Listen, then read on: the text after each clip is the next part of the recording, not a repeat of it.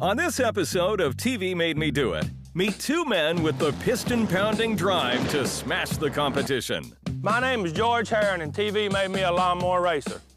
TV inspired George to turn his lawnmower into a championship chariot. Now that's a lawnmower. These aren't your average Sunday drivers. Will George take a victory lap at the All-American Mower Championship? It gets ugly quick. Now TV is reinventing us. George Herrin is addicted to speed. The 46-year-old mechanic from Hohenwald, Tennessee loves to go fast. Really fast. I've run, stock cars. I have done, I guess you'd call it some kind of drag racing. We drag raced through the mud. Tore up a lot of trucks doing that. But these days, George's chariot of choice has a bit more grassroots appeal. Yes, that's a lawnmower. They start life as a lawnmower, but they are purpose-built race machines. There's nothing average about them anymore. In fact, George's Pro X mower is capable of reaching 91 miles an hour. Still, people have a hard time seeing George's race machine as anything more than gardening equipment. Many of them, when the subject of lawnmower racing is brought up, they really do. They think we got competitions on how fast we can cut a yard. We're actually racing on circle tracks. It's a motorsport. It's a competition.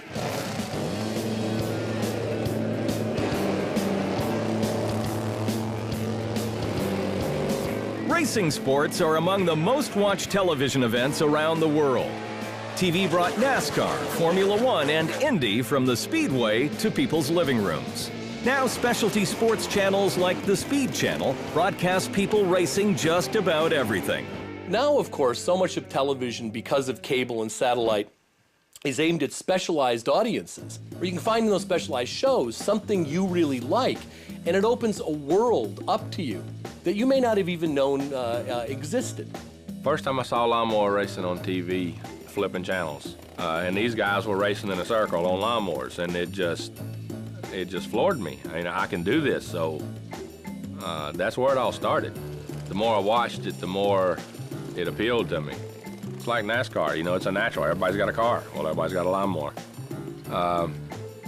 And then, it steps up from that. You can take the blades off and come racing, or you can get hog wild and build an elite suicide machine. Thanks to TV, George has built 6 elite suicide machines and has won the National Lawnmower Racing Championship 4 times. Many, many millions of people every week watch NASCAR racing, watch all of these people doing extraordinary things with automobiles. And every now and then, I think there's a sense that I wonder what that would feel like. In the end, I think almost everything we watch, somewhere in our head, we are imagining that we're not watching it, but somebody's watching us do it. Tomorrow, David and George will be living out their TV-inspired fantasies. When he's finished mowing the grass, George is off to the All-American Lawnmower Championship, an event that he's organized. The best racers from the U.S. and Canada will be there to match metal and trade paint. Let's face it, we're all human. We all want to be the best at what we do. It's mow time. TV inspired George and David to dream of life in the fast lane. When the checkered flag falls, will they be champions, or will their TV-inspired dreams be crushed?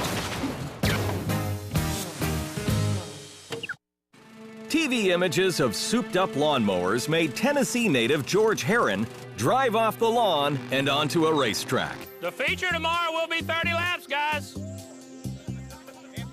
It ain't supposed to be easy. It's the All-American. It happens once a year. Y'all asked for it, I give it to you. If it was easy, there wouldn't be no sense in showing up. It's the All-American. George has arrived in Ooltewah, Tennessee for the All-American Mower Championship, an event George organizes every year. The best mower racers from all over North America have gathered for the opportunity to run with George and maybe knock him off the top spot. While TV showed George how to be a race star, it's clear TV gave him much more than that. We're a big family. Every time we show up at the track, you're seeing somebody new. You're seeing people you haven't seen in several months. Canada boys, raise your hand, and women. All right. Georgia, raise your hand.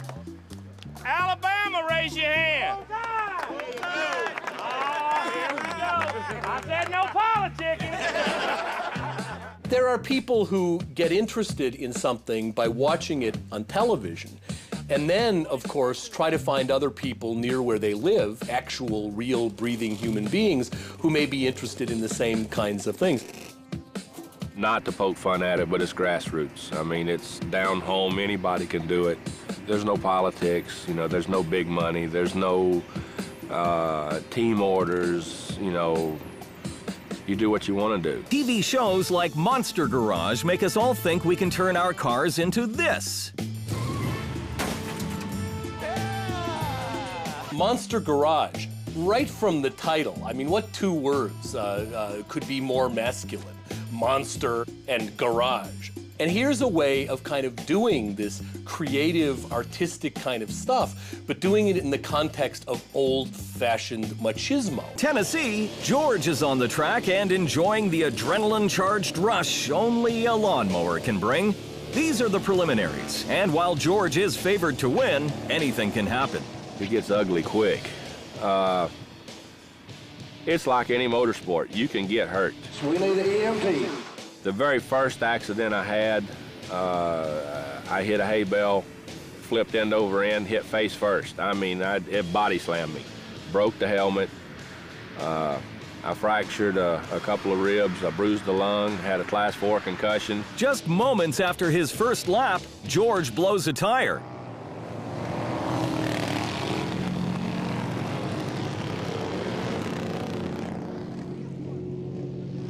You always want to be competitive. Everything's a competition. And I don't care, we're men. Everything's a competition.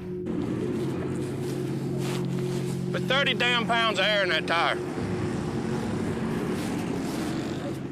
TV made George and David strive to be motorsport champions. Can they steer their way through the mud and the competition to the winner's circle?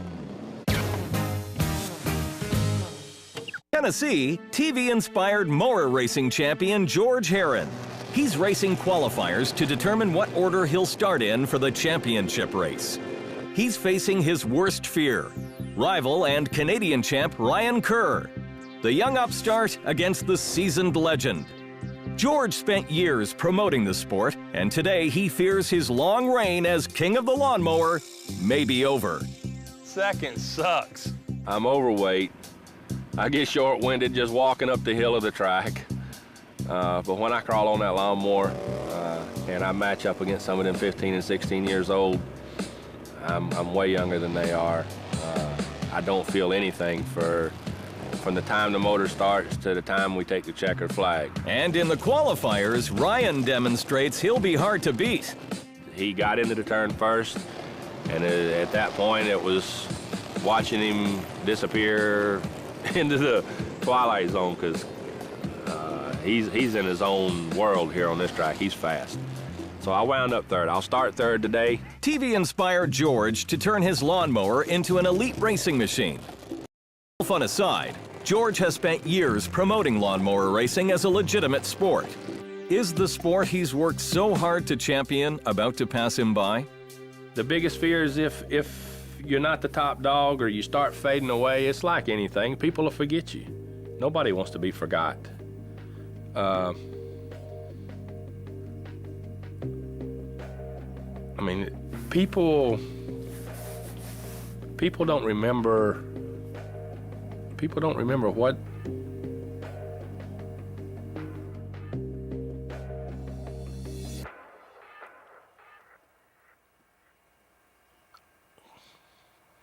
I can't do that.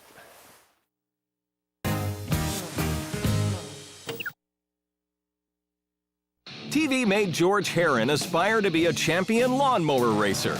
2 days of racing has culminated in this, the Outlaw Twin, featuring the fastest mowers of the competition. I'm nervous, very nervous. I'm running on a brand new set of tires. I ain't never been on them. I don't know what they're gonna do. I want to win. No, I can't. I don't think. That's just the way it goes. Part of it.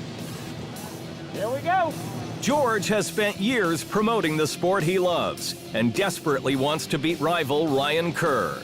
I mean, he's just fast, you know, and everybody wants to be fast. Everybody in their own pond is the big fish, you know, but when you throw that big fish out into the open sea, you never know who's gonna gobble him up. And they're off. The first mower across the finish line after 30 laps is the winner. That's a lot of laps. It ain't like you're sitting in a nice cushy NASCAR with that cushion seat. There ain't no suspension, except the God-given suspension. In Tennessee, George has completed more laps than anyone on the course, except one. Ryan Kerr wins the championship. George takes it like the ambassador of the sport he helped establish. Well, I'm glad I didn't know you were behind me. Oh, I was there, baby. It ain't what I wanted. Second to Ryan's as good as a win any day. That was a hard-fought race. To me, it's important because it has went well. It's important because I've brought so many racers together and they've had such a good time. Win, lose, or draw, they've had a good time. It's a great buzz. A buzz George is also grateful to experience. Second place. I'm still after you, baby. And like I said, I have more fun racing these lawnmowers than I have anything. I mean, would I get back in the seat of a race car if I had the opportunity? Sure, I'm a racer. But let's face it, I'm 46 years old. I'm not the next Richard Petty, but out here on this track I am.